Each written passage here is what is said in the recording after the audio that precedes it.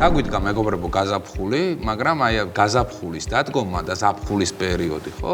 ძალიან ხშირად ძალიან ბევრი ადამიანისთვის დისკომფორტულია. და ალბათ მიხვდით, რომ დღეს ჩვენ ახლა ვისაუბრებთ ალერგიებზე. სეზონური ალერგიები ადრეული გაზაფხულის პერიოდიდან იწყება და გვიან შემოდგომამდეც კი გრძელდება ხოლმე. ალერგიების შედეგად შესაძლოა გამწვავდეს უკვე არსებული ქრონიკული ალერგიული დაავადებები, როგორიც არის ბრონქული ასთმა, ალერგიული რინიტი, ჭინჭრის ციება, ატოპიური დერმატიტი და სხვა ალერგიული მდგომარეობები. საკმაოდ შემაწუხებელი რამ არის ზოგადად ალერგია და მას ჭირდება სათანადო მკურნალობა. ნამდვილად ეს არის 21 საუკუნესთან ასოცირებული თანხლები დაავადება. რეალურად ძალიან გავრცელებული ამ საუკუნეში ალერგიები მატულობს მისი გავრცელება, განსაკუთრებით მატულობს განვითარებულ ქვეყნებში და ხშირად აღწევს 60-70%-ს. ასევე საქართველოში ძალიან აქტიურია სამწუხაროდ ალერგიული მდგომარეობები და ჩვენი მომსახლებობის დაახლოებით 40% არის ამ დაავადებით შეწუხებული. გეთახმები კეთი და სეზონური ალერგიები საკმაოდ ხშირია, თუმცა შეიძლება ვთქვათ, რომ წელს საქართველოში გაზაფხული ძალიან იგვიანებს, მაინდა-მაინც არ გვანებივრებს და ხშირად ქარიც არის, მაგრამ ვთქვათ, ბუნების ბიოლოგიური საათი მაინც ისევ ისე რჩება და უამრავი მცენარე არის აყვავებული და ჩვენ ყველამ კარგად ვიცით, რომ სწორედ გაზაფხულზე მცენარეების ყვავილობასთან დაკავშირებული არის ხშირ შემთხვევაში ეგრეთ წოდებული ხშირად ამბობენ ხოლმე გაზაფხულის სურდო და ზოგჯერ პაციენტებმა ზუსტად იციან, როდის ეწყებათ, თქვათ ეს სურდო და რამდენი ხანი უგრძელდებათ. ეს არის სწორედ მცენარეების მტვრით განპირობებული, თქვათ, ალერგია, რომელიც ალერგიული რინიტის სახელით არის ცნობილი და რომელიც არ არის მხოლოდ და მხოლოდ ესეთი მარტივი სურდო, იმიტომ რომ ძალიან ბევრი პრობლემა უკავშირდება მას. პირველ რიგში ეს არის პრაქტიკულად უძილო ღამეები, ცხვირის მკვეთრი ობსტრუქციის გამო და სუნთქვის გაძნელების გამო. ეს არის თქვათ შრომის უნარიანობის დაქვეითება, ბავშვებში განსაკუთრებით ყურადღების კონცენტრირების დაქვეითება და რაც თავარია გუნება განწყობის დაქვეითება, მაშინ როდესაც ყველაზე მეტად გვინდა გარეთ ყოფნა და მაშინ როდესაც ყველაზე მეტად გვინდა, იმიტომ რომ გაზაფხული მოვიდა. დიახ, ეს ძალიან შემაწუხებელი არის ყოველდღიურობაში, ალბათ დამეთანხმებით, ვისაც გამოგვიცდია, მით უმეტეს აღნიშნული, მაშინ როდესაც ის ჩივილები გვაწუხებს, რაც მაიკომ ჩამოთვალა და ხშირ შემთხვევაში გონიათ, რომ მაშინ როდესაც იწყება ჩივილები უკვე სიმპტომატიკა მოდის, მაშინ უნდა დაიწყოს მკურნალობა, მაგრამ ეს ესე არ არის. არ უნდა დაველოდოთ გამონადენს ცხვირიდან და სხვადასხვა ტიპის სიმპტომებს. სინამდვილეში თანამედროვე მედიცინა ბევრ სასარგებლო, საპროფილაქტიკო და სამკურნალო რეკომენდაციებს გვაძლევს და დღეს ჩვენ სტუმართან ერთად დეტალურად განვიხილავთ ამ ორ უმნიშვნელოვანეს იარაღს ალერგიისგან თავდასაცავად. ეს არის ადგილობრივი მოქმედების ნაზალური სტეროიდები, რომლებსაც გააჩნიათ მხოლოდ ადგილობრივი ეფექტი და ანტიჰისტამინური საშუალებები, რომლებიც ბლოკავენ უშუალოდ იმ ალერგიულ რეაქციებს, რომელიც თქვენ დისკომფორტს გიქმნით. სწორედ ამიტომ ამ თემებზე სასაუბროთ დღეს ჩვენ სტუდიაში მოვიწვიეთ ალერგიისა და იმუნოლოგიის ცენტრის ექიმი ალერგოლოგი მადონა დევიძე. მოგესალმებით მადონა, მადლობა სულს გადაგიხადოთ, რომ ამ ძალიან აქტუალურ თემაზე ხართ დღეს ჩვენი გადაცემის სტუმარი. გაზაფხულზე ძალიან ბევრი ჭირვეულობს ხოლმე და ბევრისთვის ტანჯვათ არის ქცეული აი ამ ალერგიული რეაქციების გამო, რაც თან ახლავს ხო ამ მდგომარეობას. აი მოდით განმარტოთ რა მექანიზმი აქვს ალერგიას და რატომ ხდებიან ხოლმე ადამიანები გაზაფხულობით და შეიძლება შემოდგომის ბოლომდეც კი ცუდად და დისკომფორტს განიცდიან. მოგესალმებით.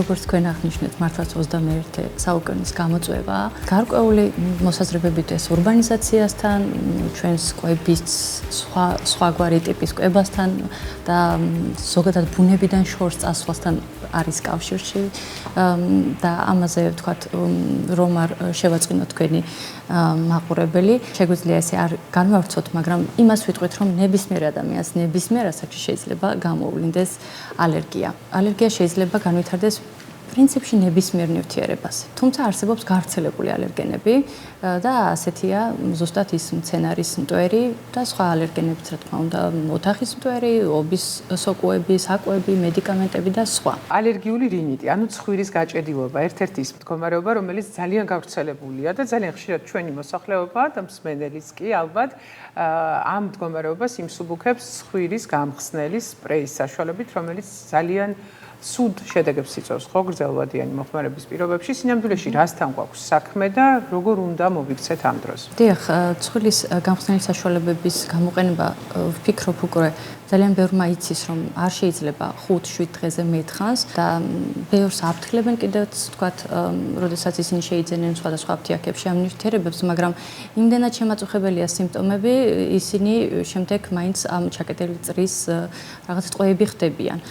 თუმცა საერთოდ არ უკურნალობს ძირითად სიმპტომს ალერგიული რინიტისას ეს ნივთიერება, ის მხოლოდ სიმპტომს ამსუბუქებს და ის ანთება, ალერგიული ანთება, რაც ცხვირის ლორწოვანში, თქვათ, ვითარდება, რჩება უმკურნალო.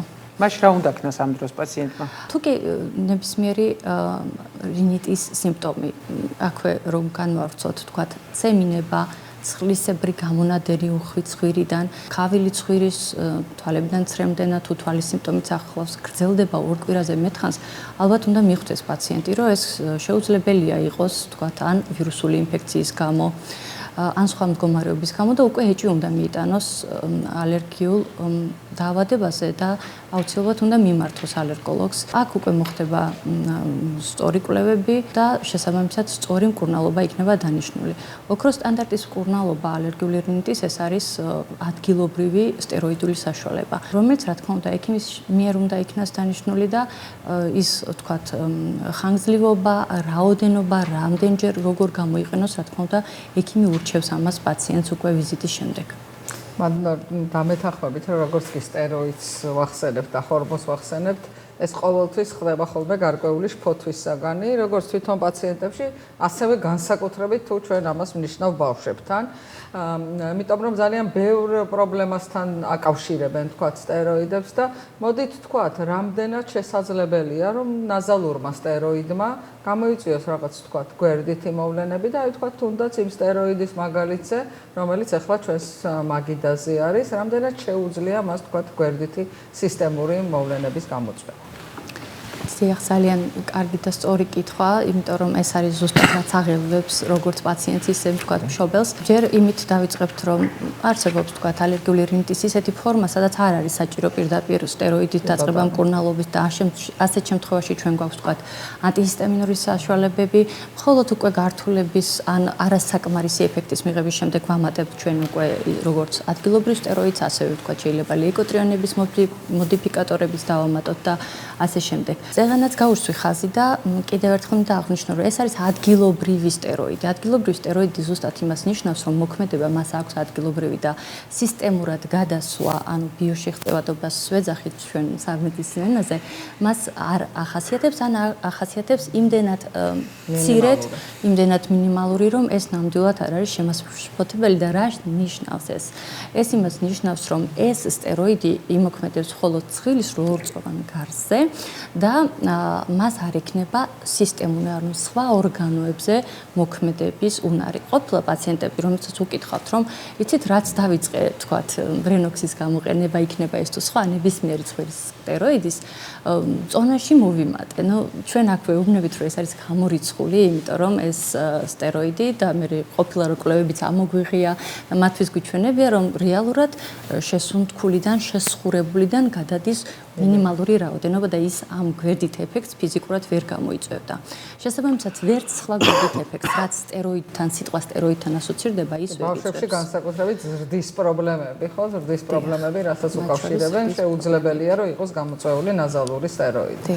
ბატონო, თქვენ ახსენეთ, რომ ადგილობრივ სტეროიდებს მხოლოდ ადგილობრივად აქვთ, ესე ვთქვათ, მოქმედების ეფექტი, თუმცა ასევე აღნიშნეთ, რომ ალერგიული რინიტის დროს შესაძლებელია სხვა სიმპტომებიც წამოვიდეს, ეს არის ქავილი, თვალებიდან ცრემლდენა და ასე შემდეგ. რამდენად საკმარისია ხოლმე ამ შემთხვევაში მხოლოდ ესე ვთქვათ, ადგილობრივი სტეროიდების გამოყენება ამ სხვა სიმპტომატიკის მოსახსნელად, თუ საჭირო ხდება ხოლმე დამატებით სხვა მედიკამენტების ჩართულობა? თავიდან ვიწყებთ, რა თქმა უნდა, ყველაზე მსუბუქი პრეპარატით. თუ ეს საკმარისი არ ხდება, როგორც წესი, მაგალითად, თვალის სიმპტომს ადგილობრივი სტეროიდი უმრავლეს შემთხვევაში ხსნის. ჩვენ ექიმებმა ვიცით, რომ ეს არსებობს ეს სპეციალური არხი, რომლის საშუალებითაც ცხვირში შესხურებული მედიკამენტი უკვე გადადის ნაწილობრივ თვალშიც და ეს საკმარისია ამ სიმპტომის მოსახსნელად. თუმცა შესაძლებელია დამატებითად თვალის წვეთებიც გახდეს საჭირო. შესაძლებელია ხანდახან არის რომ ორი ანტიჰისტამინი სეზონიც შეიძლება მოგვიწიოს და დავამატოთ თუ თქვათ აქტიური სეზონია და იმ დროს მცენარეების ყვავილების მტვერი არის ძალიან გავრცელებული.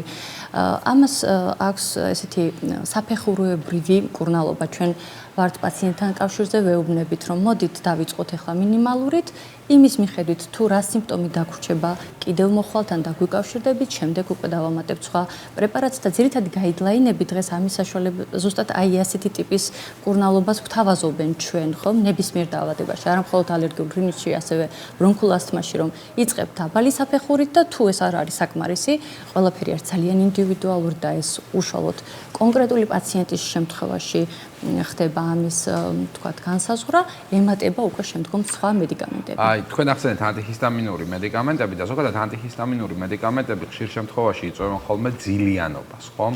მიდრეკილნი არიან ძილისკენ, პოადულად იღლებიან ის ადამიანები, რომლებიც ამ ანტიჰისტამინურ საშუალებებს იღებენ.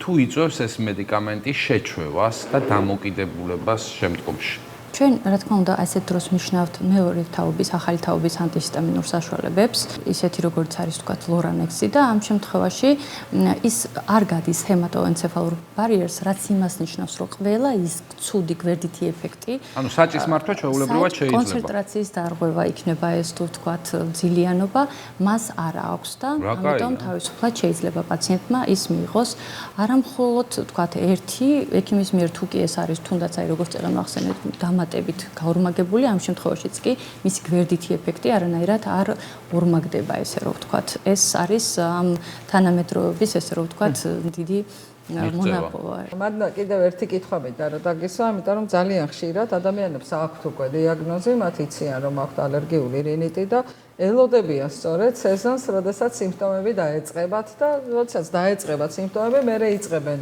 მკურნალობას და ხშირად ეს ძალიან ბევრ პრობლემას უქმნით ხოლმე. მოდით ესეც ვთქვათ, როდის ჯობია მკურნალობის დაწყება იმ პაციენტებისთვის, რომელსაც უკვე განსაზღვრული აქვს, თქვათ, რა ალერგენზე უვლინდება, ანუ რა არის გამომწვევი მისი ალერგიული რინიტის. როდესაც პაციენტი გვეკითხება, ვთქვათ, რას მაძლევს დიაგნოსტიკა, რატომ უნდა ვიცოდე მე რაზე მაქვს ალერგია, ამის მიხედვით თქვენ შემდგომ დამინიშნავთ მკურნალობას, აქ ვუხსნით, რომ როდესაც ჩვენ ვადგენთ ალერგენს, ჩვენ შეგვიძლია შევთავაზოთ მათ შემდგომი ძალიან გონივრული თერაპია, რომელსაც ალერგენ სპეციფიკური იმუნოთერაპია ეწოდება, რაც ნიშნავს იმ ალერგენთან შეგუების თერაპიას, რაზეც ამ პაციენტს უშუალოდ აქვს ალერგია. ეს არის მომავალზე გათვლილი, ჩვენ პრევენციას უკეთებთ მომავალში გამოსავლენ სიმპტომებს და არ ვმკურნალობთ უკვე გამოვლენილ სიმპტომებს. რა თქმა უნდა, ეს არის ისეთი საშუალება, ალბათ, რაც ყველა მშობელმა შეიძლება საუკეთესო გაუკეთოს თავის შვილს, თუ კი დროულად იქნა დიაგნოსტირებული, რომ თქვათ, მას აქვს მტვრის მიმართ ალერგია თუ ცხოველის ბეწვის მიმართ ალერგია თუ თქვათ ნესტის თუ მცენარეების მიმართ, თუმცა რა თქმა უნდა ეს შედეგიც დგება არა მალევე, ამას სჭირდება დრო. და მანამ სანამ ეს შედეგი დადგება, აქ საუბარია 3-დან 5 წლამდე გრძელდება ეს თერაპია, საჭიროა სეზონურად სეზონის დაწყებამდე თუ სეზონურ ალერგიაზე გვაქვს საუბარი, 2 კვირით ადრე ვთავაზობთ, რომ დაიწყონ, თქვათ, სიმპტომური მკურნალობა, სიმპტომურ მკურნალობაში იგულისხმება ანტიჰისტამინური პრეპარატები, ნაზალური სტეროიდები, ლეიკოტრიენების მოდიფიკატორი და ასე შემდეგ. გაზაფხული ეს ის დროა, სადაც აქტიური შეხება გვიწევს მზესთან, ღია სივრცესთან და ადამიანებს უფრო ადვილად და დიდი სიამოვნებით ატარებენ დროს მზის სხივების ქვეშ და ძალიან ხშირად ეს არის პერიოდი კანის ალერგიული დაავადებების გამწვავების. აი ამ შემთხვევაში როგორ იქცევა პაციენტი, რა საშუალებები უნდა გამოიყენოს, ეს არის ზოგადი მოქმედების სისტემური საშუალებები თუ ადგილობრივი, აი როგორ მოვუაროთ ზოგადად გაზაფხულზე კანს, ამაზეც რომ ვუთხრათ ჩვენს მაყურებელს. დიახ, არსებობს ესეთი ატოპიური მარშის ცნება, რაც ასევე ჩვენ ექიმებმა კარგად ვიცით და ეს არის, როდესაც ძალიან მცირეწლოვან ასაკში კანის პრობლემები ეწყებათ ბავშვებს, შემდეგ უკვე სასკოლო ასაკისთვის ალერგიული რინიტის მანიფესტირება იწყება და თქვათ აი რაღაც სკოლის დამთავრების პერიოდში დაახლოებით არის ეს ასაკი გამიჯნული, თუმცა შეიძლება სხვადასხვა დრო იყოს დაწყების, ვითარდება უკვე ბრონქული ასთმა. ანუ როდესაც ერთი ალერგიული დაავადება, თქვათ, გადადის ან სხვაში, ან ერთს ემატება მეორე და მესამე. ამიტომ არის ძალიან მნიშვნელოვანი ალერგიული რინიტის თემის წამოწევა და მისთვის ყურადღების მინიჭება მიუხედავად იმისა, რომ შესაძლებელია ჩანდეს ერთი შეხედვით არ არის ვთქვათ სიცოცხლისთვის საშიში დაავადება, მაგრამ მასთან ასოცირებული ჩვენ იმ ხელა პრობლემები გვაქვს, რომელსაც შემდეგ ვიღებთ. ეს კი არა მინდა აღვნიშნო ეს ბოლო პუბლიკაციები, რაც თვითონ ჩემთვისაც იყო აღმოჩენა, რომ არსებობს ესეთი კავშირი ძალიან ბოლო დროს გავრცელებული ყურადღების დეფიციტისა და ჰიპერრეაქტიული სინდრომის შემთხვევაში ალერგიულ რინიტთან, ანუ აღმოჩნდა ის, რომ მათ თანაბარი კავშირი აქვთ იმ პაციენტებს, ვისაც ალერგიული რინიტი აქვს, უფრო ხშირად უვლინდება ეს სინდრომი, ან პირიქით იმ ბავშვებში, როდესაც ნახეს, ვისაც ჰქონდათ ეს სინდრომი, უმრავლესობას ალერგიული რინიტიც ჰქონდა. რა თქმა უნდა, მუდმივ ჰიპოქსიაში ყოფნა, რაც ქალბატონ მაიამ აღნიშნა, წეღან ეს მოქმედებს მათ სწავლით უნარებზე, ზრდასრულებში ცხოვრების ხარისხი მკვეთრად ქვეითდება. დიახ, მკვეთრად ქვეითდება. ამიტომ ნებისმიერ ალერგიულ დაავადებას კანიდან დაწყებულ უკვე სერიოზულად უნდა მოვეკიდოთ, იმიტომ რომ ჩვენ უნდა გვახსოვდეს, რომ ეხლა ეს ჩვენ თუ ამას არ მივხედეთ, შესაძლებელია შემდეგ უკვე სხვა დაავადება მივიღოთ. და რაც შეეხება უბრალოდ დერმატიტს და ადგილობრივად თქვათ რითი შეგვიძლია უმკურნალოთ, აქაც ვიწყებთ ადგილობრივი კორტიკოსტეროიდული საშუალებებით და მოგეხსენებათ, როდესაც კანი საკმაოდ თქვათ რამდენიმე დღეც რომ არის უკვე დაზიანებული, ყოველთვის მიერთდება ხოლმე ბაქტერიული და შემდეგ სოკოვანი ინფექცია, ამიტომ ხანდახან გჭირდება ისეთი მალამოები, რომელიც ყველა ამ სამ კომპონენტზე იმოქმედებს და ამ შემთხვევაში ასეთი არის თქვათ ჩვენი სანიდერმი, რომელიც ძალიან ეფექტურად გვეხმარება მოკლე ვადაში ამ პრობლემის მოგვარებაში. თუმცა აქვე მინდა აღვნიშნო, რომ არ შეიძლება ადგილობრივი მალამოების ხანგრძლივად გამოყენება ექიმის დანიშნულებით უნდა იყოს ეს გამოყენებული და არა უმეტეს 2 კვირაზე მეტი დროისა. და ხშირად ალბათ ისევე როგორც რენოქსთან დაკავშირებით, სანიდერმთან დაკავშირებითაც ისმევა ხოლმე კითხვები, იქედან გამომდინარე რომ კორტიკოსტეროიდები არიან, შემცველი არის, ხო არ იწვევს კანის გამოშრობას, ხო არ იწვევს კანზე გარკვეული, ესე ვთქვათ, იგივე სტრიების ან თმიანობის არსებობას, რაც ხშირ გამოყენებასთან არის სტეროიდების დაკავშირებული. რამდენად უსაფრთხო არის ამ შემთხვევაში ასაკობრივი ჯგუფის გათვალისწინებით და ნუ უკვე აღნიშნეთ ის, რომ აუცილებლად ექიმის დანიშნულებით უნდა მოხდეს მისი გამოყენება. დიახ, რადგან ადგილობრივი სტეროიდია ასევე ის მითი, რომ შეიძლება ვთქვათ ორგანიზმში დიდი დოზით გადავიდეს და სტეროიდის სხვა გვერდითი ეფექტი გამოვლინდეს, უკვე უარყოფილი ხდება, თუმცა ამიტომ არის სწორედ საჭირო, რომ 2 კვირაზე დიდხანს არ გამოვიყვანოთ, იმიტომ რომ მან ზუსტად ის გვერდითი ეფექტები, რაც თქვენ აღნიშნეთ, ხანგრძლივი გამოყენების შემთხვევაში გამოიწვიოს. თუმცა 2 კვირამდე ის აბსოლუტურად უსაფრთხოა, როგორც ბავშვებში, ისე მოზრდილებში და როგორც წესი არც სჭირდება თუმცა საკმარისი იმისთვის, რომ პრობლემა მოგვარდეს. და მაინც ალბათ მნიშვნელოვანია, რომ ექიმა დანიშნოს ყოველთვის სტეროიდი, იმიტომ რომ თუ ჩვენ ტოპიურ სტეროიდებზე ვსაუბრობთ, მას სხვადასხვა პოტენცია გააჩნია და ზოგჯერ ძალიან მაღალი პოტენციის, ანუ მაღალი შემცველობის სტეროიდმა შეიძლება 2 დღეშიც აგვილაგოს პრობლემა, მაგრამ ჩვენ ეს არ გვჭირდება ხოლმე განსაკუთრებით ბავშვებში, სადაც თქვათ შეწოვის ხარისხი კანიდან შედარებით უფრო მეტია და ამიტომ ყოველთვის ვიწყებთ რაღაცა შედარებით უფრო ნაკლები შემცველობის სტეროიდით, რომელიც შეიძლება ასევე ეფექტური იყოს, ცოტა ხანგრძლივად შეიძლება დასჭირდეს გამოყენება. შეიძლება ითქვას, რომ აქ წარმოდგენილი მედიკამენტები აბსოლუტურად საკმარისი არის იმისათვის, რომ ჩვენ ვერ ვბრძოლოთ ალერგიას და რიგ შემთხვევებში პრევენციაც მოვახდინოთ, ამ შემთხვევაში ლორანექსის მეშვეობით. ვფიქრობ ძალიან საინტერესო იყო ეს ნაწილი გადაცემის ჩვენი მაყურებლისთვის, მით უმეტეს ვისაც აწუხებს ალერგია და არც თუ ისე ცოტა არსებობს საქართველოში, როგორც აღნიშნეთ სტატისტიკურად ეს მაჩვენებელი. ძალიან დიდი მადლობა გადაცემაში მონაწილეობისათვის. ჩვენ ვიმედოვნებთ, რომ კიდევ ბევრჯერ იქნებით ჩვენი სტუმარი. მადლობა, წარმატებები. წარმატებები.